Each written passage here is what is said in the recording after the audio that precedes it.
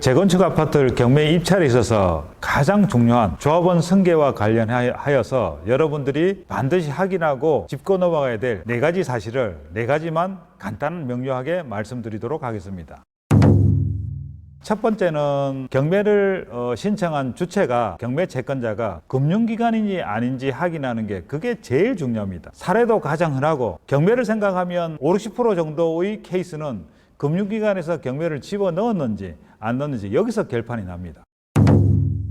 그 다음 두 번째, 1세대 1주택자에 한해서 10년 보유, 5년 거주 이 요건을 충족시키느냐 그것을 따져봐야 될 필요가 있습니다.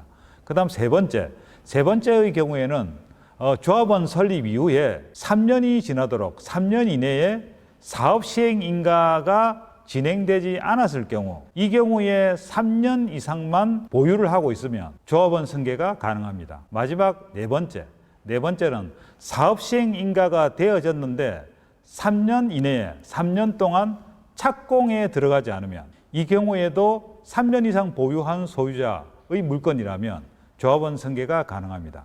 이 4가지 경우가 가장 흔하게 가장 빈번하게 발생하는 조합원 승계 문제에 관련된 경매와 얽혀서 같이 판단할 수 있는 4가지입니다. 그러면 이 4가지 케이스에 준해서 최근에 벌어졌던 사고가 발생한 2가지 건을 비롯해서 최근에 재건축 아파트를 대상으로 해서 경매가 진행됐던 이것은 다 강남 물건들입니다. 강남 물건 기준으로 해서 제가 말씀드려보도록 하겠습니다. 첫 번째, 7월 12일 날 압구정 현대아파트 낙찰가 55억 2천만 원에 낙찰가 결정이 되었던 그 아파트를 가지고 한번 1, 2, 3, 4번을 따져보도록 하겠습니다. 조합원 승계가 되는지 안 되는지. 첫 번째, 경매를 집어넣은 주체가 금융기관이었나? 네, 맞습니다.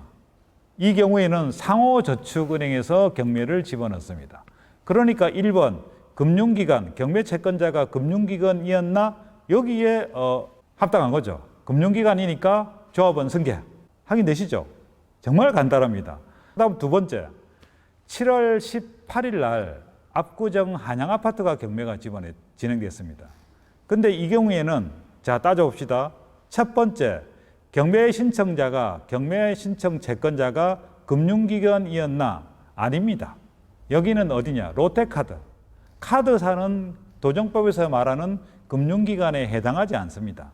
그러니까 1번은 통과되지 않습니다. 다음 두 번째, 1세대 1주택자인 경우에 한해서 10년 보유 5년 거주에 해당하는지 이 경우에는 알 수가 없습니다. 10년 5년은 충족시켜 있는 것으로 보여지는데 1세대 1주택인지 아닌지가 확인이 안 됩니다. 당사자 아니면 일반인은 확인을 할 수가 없습니다. 확인을 할 수가 없으니까 정말 발품 팔아서 실제로 소유자를 접촉해보고 이러지 않는 한 알 수가 없는 상황입니다. 두 번째도 아닙니다. 해당되지 않습니다. 그럼 세 번째, 조합 설립 인가 후에 3년 이내 사업 시행 인가가 되어졌나? 여기에 해당합니다. 조합 설립은 2002년도에 압구정 한양아파트가 2002년도에 조합 설립이 되어졌습니다. 그런데 아직도 사업 시행 인가가 되어지지 않았습니다. 3년 이내에 사업 시행 인가가 되지 않은 경우에 3년 이상 보유하고 있으면 조합원 승계가 가능합니다. 이 압구정 한양아파트 같은 경우는 3번에 해당합니다. 조합 설립 인가 후에 3년이 지나도록 사업 시행 인가가 되어지지 않았으니까 소유자는 3년 이상 가지고 있었고 그러면 당연히 조합원 승계가 가능합니다. 그 다음에 7월 25일 날 대치동에 쌍용 대치 아파트가 있었습니다. 자, 첫 번째, 경매 채권자가 금융기관이었나? 아닙니다. 대부업체입니다. 조합원 승계가 되지 않습니다. 두 번째, 1세대 1주택자인 경우에 한해서 10년 보유 5년 거주를 하였나? 이 경우에는 10년 보유 5년 거주는 완벽하게 충족하고 있습니다. 그런데 1세대 1주택이었나 아니냐는 확실하지가 않습니다. 단 추정은 할 수 있습니다. 뭐냐 하면 보통 경매가 들어갈 정도의 그런 물건들이면 등기부등본을 찬찬히 훑어보면 소유 아파트 외에 다른 부동산이 있었다고 가정하면 그 부채가 계속 근저당 내지는 가압류가 계속 끊임없이 순서대로 나오고 있는데 거기에 공동담보 목록이 나올 가능성이 상당히 높습니다. 왜냐하면 여기서 부채가 계속 늘어나면 이 채권자들은 채무자 당신이 가지고 있는 또 다른 담보물을 제공해라 해서 공동담보 목록으로 보통 되어지는 경우가 흔하게 비일비재하게 발생합니다.